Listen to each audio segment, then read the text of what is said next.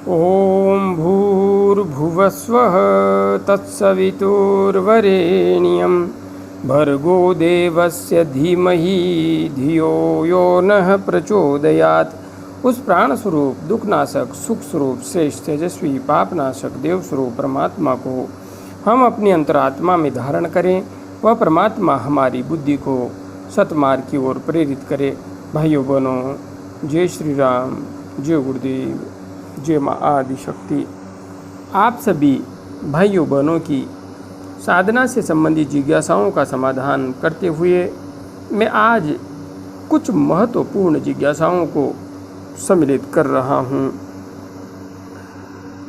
भाई IAS संजीव मीणा जी ने पालनपुर से अपनी जिज्ञासा प्रकट करते हुए पूछा है, गुरुजी मुझे समझ में नहीं आ रहा है कि मैं किसे फॉलो करूं, आदि योगी महादेव को या कृष्ण को या माँ आदि शक्ति को या ब्रह्म कुमारी आदि को। कृपया मार्गदर्शन करें। IAS श्रीमान संजीव मीणा जी, जैसा कि आपने लोगो लगा रखा है IAS का, तो यह तो मुझे पता नहीं कि आप IAS बन गए हैं या बनने का ख्वाब देख रहे हैं, किंतु जो जिज्ञासा आपने यहाँ पर लिखी है, इस जिज्ञासा से लग नहीं रहा है कि आप इस समय IAS हो सकते हैं या कभी भविष्य में आप IAS बन सकते हैं। यह आपके प्रश्न से मुझे बेहद संशयात्मक दिखाई दे रहा है, क्योंकि यह एक सामान्य सी बात है जिसका आप सही डिसीजन नहीं ले पा रहे हैं। तो इतने जिम्मेदारीपूर्ण पद के साथ आप कभी भी न्याय नहीं कर सकते, यह स्पष्ट रूप से दिखाई दे रहा है। फिर भी आपने जो लिखा है, मैं उसका समाधान कर रहा हूँ। मुझे समझ में नहीं आ रहा है कि किसे फॉलो करूँ, आदि योगी महादेव को या कृष्ण को या माँ आदि शक्ति को या ब्रह्म कुमारी आदि को। देखिए, आप सही विधि से, सही तरीके से किसी एक का अनुसरण कर लीजिए, आप वहाँ पहुँच जाएंगे जहाँ पर आपको पहुँचना है। माँ आदि शक्ति कुंडलिनी मूलाधार चक्र से सहस्रार चक्र तक की यात्रा करती है। यह मार्ग उसी प्रकार से है जिस प्रकार से माँ गंगा हिमालय से निकलती है और हिमालय से चलते हुए वह अपने मूल स्थान शिव तत्व अर्थात महासागर की ओर आगे बढ़ती है। इस मार्ग पर आगे बढ़ते हुए असंख्य नदियाँ अलग अलग दिशाओं से, अलग अलग मार्गों से आ करके उसमें मिल जाती है और वह अपने विराट स्वरूप को विराट से विराट बनाते हुए विस्तृत होती हुई अंतोतगत्वा उस दिव्य विराट अस्तित्व में जाकर के विलीन हो जाती है, खो जाती है। तो जो अलग अलग धाराएं हैं वे हमें दिखाई अलग देती हैं, किंतु जब वे सही दिशा में आगे बढ़ने लगती है, अर्थात चाहे विष्णु मंत्र का जप करने वाला हो, चाहे शिव मंत्र का जप करने वाला हो, चाहे शक्ति के मंत्र का जप करने वाला हो, चाहे नाद योगी हो, चाहे ब्रह्म कुमारी का से जुड़ा हुआ कोई साधक हो, चाहे राधा स्वामी का हो, किसी भी मार्ग का साधक हो, यदि वह सही विज्ञान को समझ करके ध्यान के मार्ग पर आगे बढ़ता है तो वह पहुंचता वहीं है जहां पर उसे पहुंचना चाहिए। अंत में जाकर के सारे मार्ग एक जगह मिल जाते हैं। सारी नदियां गंगा में मिल करके उस महासागर में जाकर के विलीन हो जाती है। किसी भी मार्ग से जाओ, अंतोत गत्वा बचेगा शून्य ही। और यदि आप शून्य तक नहीं पहुँचे हैं तो यह स्पष्ट मान लीजिए आपने वास्तविक सत्य को अभी जाना नहीं है। आप अभी मार्ग में चल ही रहे हैं। आपको वास्तविक मार्गदर्शक अभी मिला नहीं है जो आपको उस विराट के वास्तविक स्वरूप का बोध करवा दे। इसलिए संजीव जी IAS साहब, एक मार्ग चुन लीजिए अपने लिए और उस पर आगे बढ़िए। और हाँ, फिर भी आप निर्णय न कर सकें तो किसी को फॉलो मत कीजिए।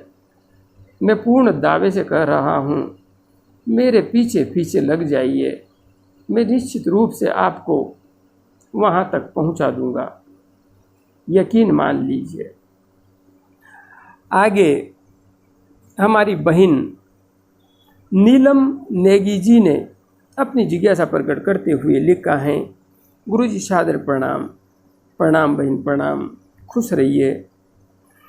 गुरु जी, मानसिक मंत्र जाप में शरीर नृत्य क्यों करने लगता है? क्या माला द्वारा ही जाप करना चाहिए? यह सब मेरे साथ ही होता है या सबके साथ ऐसा ही होता है? अब जब चलते फिरते एवं काम करते हुए भी जब मंत्र जप की आदत हो गई है तो शरीर अपने आप ही वही क्रियाएं करने लगता है। क्या करना चाहिए? कृपया मार्गदर्शन करें। मंत्र ओम नमः शिवाय है। बहन, श्रावण का पवित्र मास चल रहा है। हर स्थान पर बम बम बोले हैं, हर हर महादेव हैं। तो निश्चित रूप से वातावरण कुछ ऐसा है कि शिवमय है सब कुछ।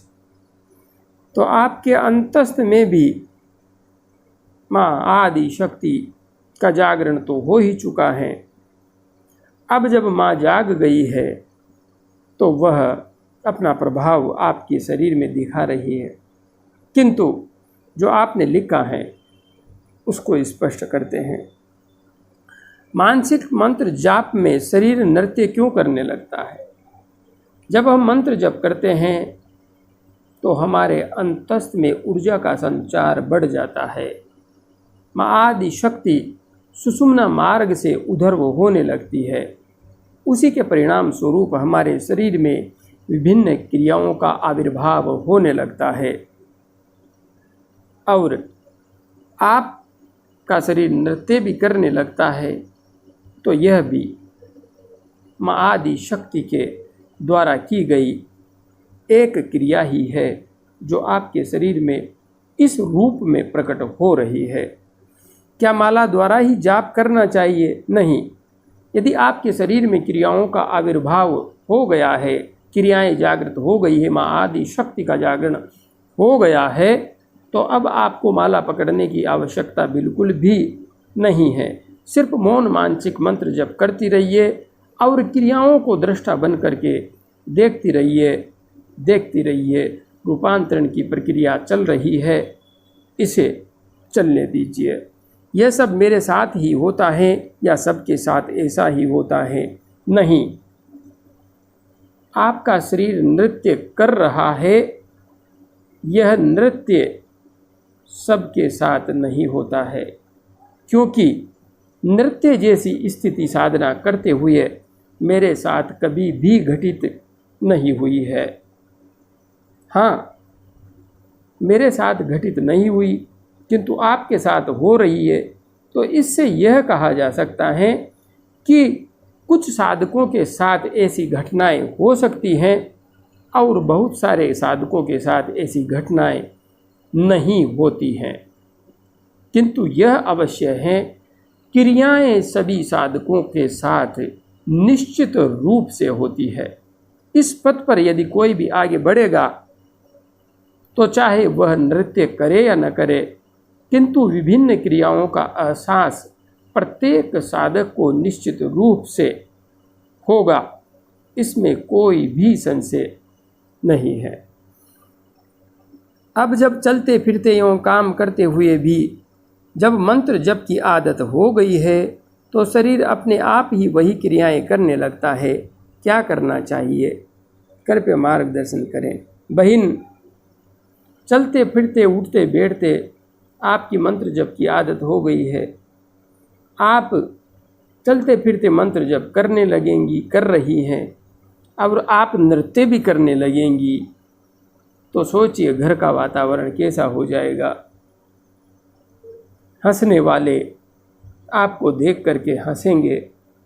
हो सकता है घर वाले ही यह कहने लगें कि यह पागल हो गई है, इसे पागल खाने में भर्ती करो। इसलिए आपसे मेरा करबद्ध निवेदन है, साधना को साधना बनाए रखिए, मजाक का पात्र मत बनने दीजिए, अपने आप को भी और साधना को भी।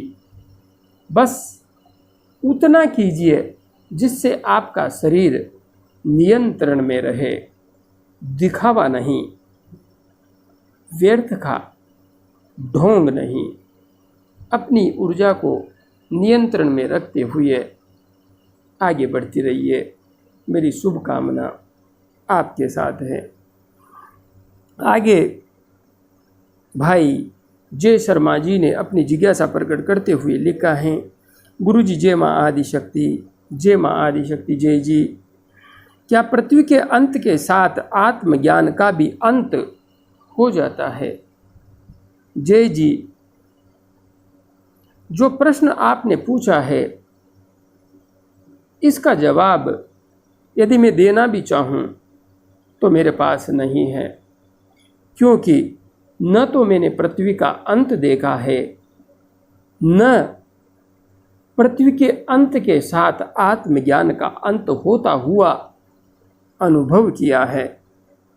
और जिस तथ्य को, जिस बात को मैंने व्यक्तिगत अनुभव से जाना नहीं, उसके संबंध में मैं कुछ भी बोलूं, कम से कम मुझसे यह नहीं हो सकेगा, क्योंकि सत्य सनातन धर्म के साथ आज सबसे बड़ी गद्दारी यहीं पर हो रही है।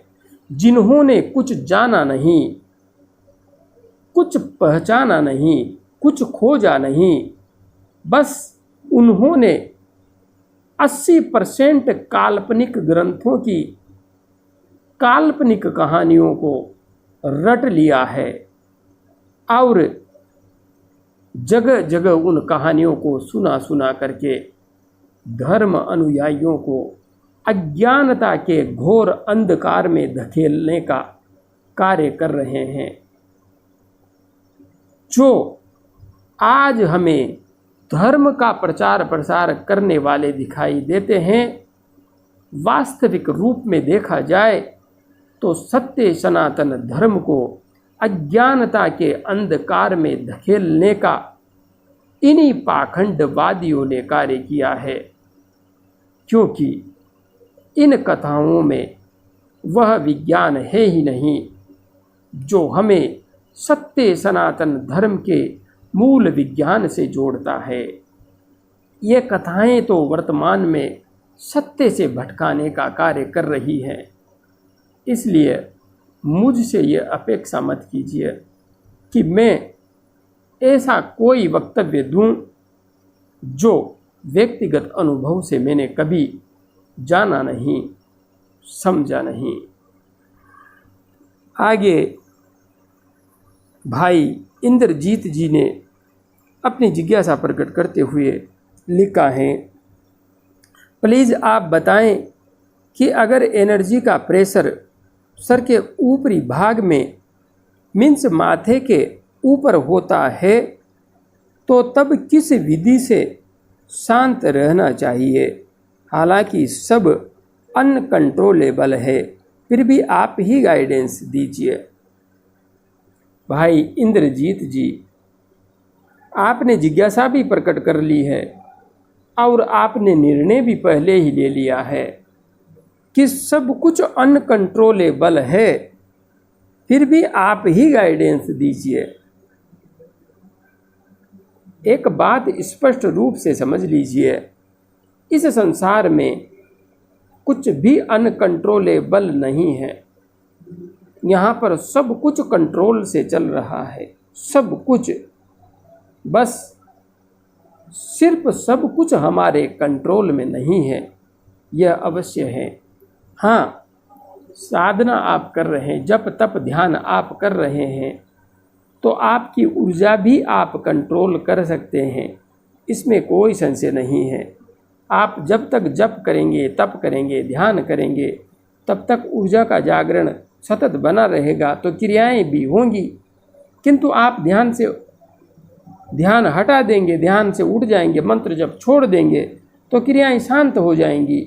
इसलिए अनकंट्रोलेबल कुछ भी नहीं है, सब कुछ कंट्रोल में ही है। हाँ, हमारे इसी चैनल पर उपलब्ध सुषुम्ना नाड़ी में प्राण का प्रवाह कैसे करें, आज्ञा चक्र का जागरण कैसे करें, इन दोनों वीडियोज को देख लीजिए, विधि को समझ लीजिए, अपनी साधना में जोड़ लीजिए। बाकी का जो कुछ है उसे मैं कंट्रोल कर लूँगा। विश्वास कीजिए, कुछ भी अनकंट्रोलेबल नहीं है। मैं आपके शरीर की प्रत्येक क्रिया को कंट्रोल कर सकता हूँ, प्रत्येक क्रिया को। बस आप उतना कीजिए, बाकी मुझ पर छोड़ दीजिए। जय गुरुदेव, जय माँ आदि शक्ति।